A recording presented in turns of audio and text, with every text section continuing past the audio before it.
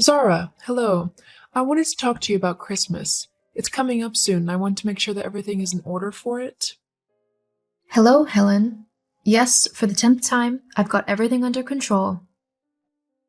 It's just, this is the first time that you're hosting Christmas, and we don't want anything to go wrong now, do we? Otherwise, the children will be very upset. Not to mention that a lot of other people are looking forward to this occasion, and we don't want to end up eating burnt or undercooked food. That won't happen, Helen. I know what I'm doing. I have cooked before. Yes, I know. But this is for a lot more people. There's a special knack for cooking for 12 plus people, you know? With your limited experience, I would be surprised if you could do it for the first time. We're definitely going to need my help. I'll be okay, Helen. And you don't need to worry about me. When I was younger, I helped my mom cook Christmas dinner for our family, and there were at least 10 of us every year then. So it'll be just like that. Yes, but I know what my family likes. Let's face it, I don't think you could make a Christmas dinner that they are going to enjoy. In fact, we'll all probably end up going back home hungry still. I think it might be better if I did the turkey at least. That way everyone will be able to eat the main part of the meal. Helen, honestly, it'll be okay. I've cooked turkey enough times to know how to do it properly. Fine. If you think you know how to do it so well, tell me, what temperature does it need to cook at? Seriously? You're actually going to make me tell you how I cook a turkey? Yes. I want to know that my family and I aren't going to get food poisoning because of you. I'd rather not spend my Christmas day being sick everywhere. I cook the turkey at 356 degrees Fahrenheit over the course of a few hours, basting it every hour so that it remains juicy. Is that okay? Well, if you really want it to remain juicy, then you should baste it every half an hour. That's how I do it, and my family loves the turkey. Yes, well, I do it every hour and it turns out perfectly fine. Besides, I'll be making the sides too, and I also want to spend a bit of time with my family so that we can actually enjoy the day together.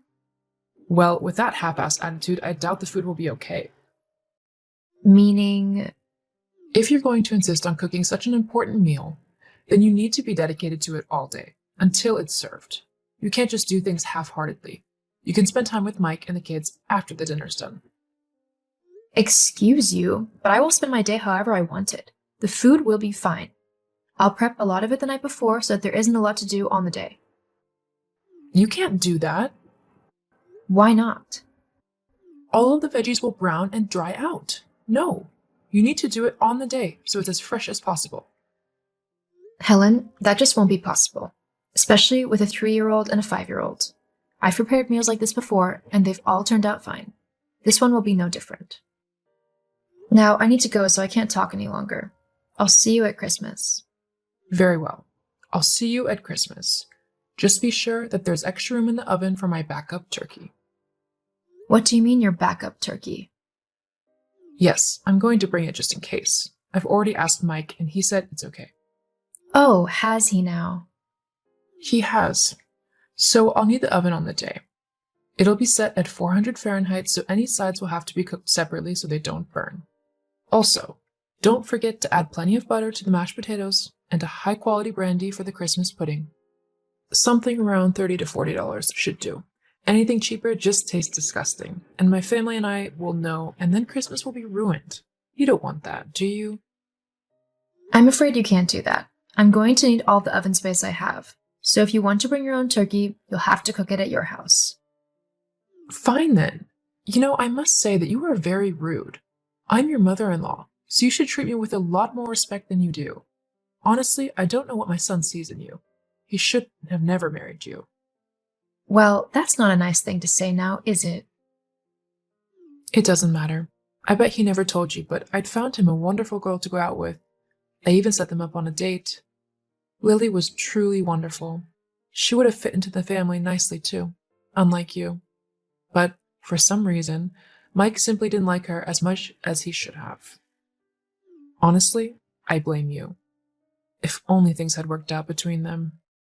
Hang on. Mike went out with someone else? When? Was I seeing him then? You might have been around then, but I knew that Lily was the one that Mike was truly supposed to be with. Well then, I've got to go. Goodbye, Helen.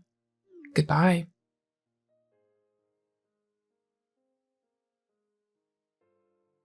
Mike, honey, are you there? Hey, sweetie, how's your day going? Well, not the best, to be honest. Just now, while I was trying to shop for some of the kids' presents, I had your mom message me, telling me all about how she thinks that I'm going to do the Christmas dinner wrong and how none of your family will like what I cook. God, I'm so sorry, Czar. Honestly, don't listen to her. Everyone will love your cooking.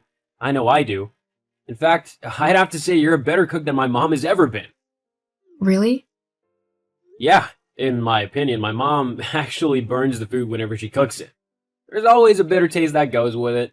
Plus, this is our first time hosting Christmas, so I'll definitely be around to help if you need or want it. But your mom said that she had asked you if she could cook a backup turkey in our oven and that you had said yes? Oh, hang on a minute. I never said anything about her cooking a spare turkey in our oven. We're gonna need that space for the rest of the food. This is the first time that I'm hearing anything about her doing that. She's not texting me to ask at all. So you didn't tell her she could do that? No, not at all. I know how important this day is to you, and I never do anything to take it away from you. Thank you, Mike. You really are the best husband. I know. But, What is it? well, it's just that your mom mentioned something else. Yes? She said that she set you up on a date with a woman called Lily, and that she did it whilst you were seeing me? Jeez, she told you about that? So it's true? You were dating other people when we were going out? No, I promise. Look, my mom did set me up with her, but I swear that I had no clue about what she was doing. It was a surprise blind date. My mom asked me to meet her at a restaurant so we could have dinner together, but when I got there, she told me she wasn't going and that there was a young woman in her place. I was mortified at what she'd done, so I immediately told Lily that I was already in a happy relationship and that I wouldn't leave you for the world. But why didn't you tell me about it? I guess I didn't want to taint your opinion of my mom. We'd only been going out for a few months, and I didn't want you to think that my mom hated you. I see. I guess I see where you're coming from. It would have been a bit awkward. But I know for sure she hates me now. I'll be surprised if she doesn't turn up with an entire Christmas dinner. Well, this has gone on long enough. I'll not have my own mom disrespecting my wife like this. And to even try and interfere with our marriage and make you doubt my love for you, that's definitely a big no. She needs to be taught a lesson. But what can we do? Well, Christmas is coming up. Do you mean uninvite her? I think it might be the best option, especially if she's not going to respect us as a couple. I don't want someone so hateful and disrespectful around us during the holidays. If she wants to come, then she needs to apologize to you first. Thank you, sweetie. I'm so grateful you're willing to stick up for me. Hey, I love you. Besides, I had to grow up with my mom, so I know what she's like. I'll let her know her decision tomorrow. Okay, I'll see you soon then. Love you. I love you too.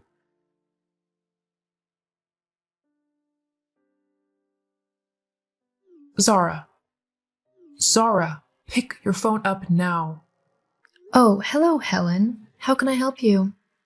Cut the goody two-shoes act. You know what you've done. What do you mean? You've poisoned my own son against me and made him uninvite me from Christmas? I've not done that, Helen. Your own horridness has done that to you. Don't lie to me. It's all your fault. I know it. All I told him was what you said yesterday about how you were going to bring another turkey to undermine me, and how you tried to get me to doubt him by telling me about that Lily girl. He didn't need to know that, though. Look, you can come to Christmas at ours once you've apologized to me. Apologize for what? For being horrid and trying to take over Christmas despite it being very important to me. I'm not apologizing. You're a horrible girl, and I wish my son had never met you. I'm sorry you feel that way when I've been nothing but kind to you. Whatever. I'll just invite everyone over to mine, and we'll see what a good Christmas you have then.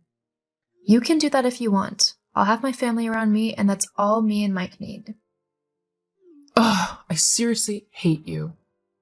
I see. Well, I'm not too fond of you either at the minute, so I'm going to go. I hope you have a nice Christmas, Helen.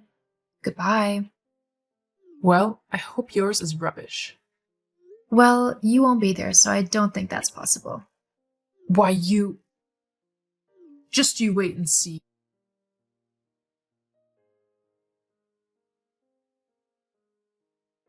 Helen never did apologize, and instead she tried to tell all of her side of the family to go to hers instead of mine and Mike's.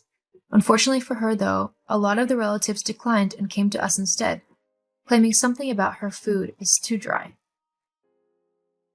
My Christmas dinner went down perfectly, with many people telling me how tasty my turkey was. I felt bad for Helen a little bit, but I also know that boundaries need to be set and toxic people need to be left behind. Hopefully, she'll come around one day and stop being so hateful and mean-spirited. Fingers crossed.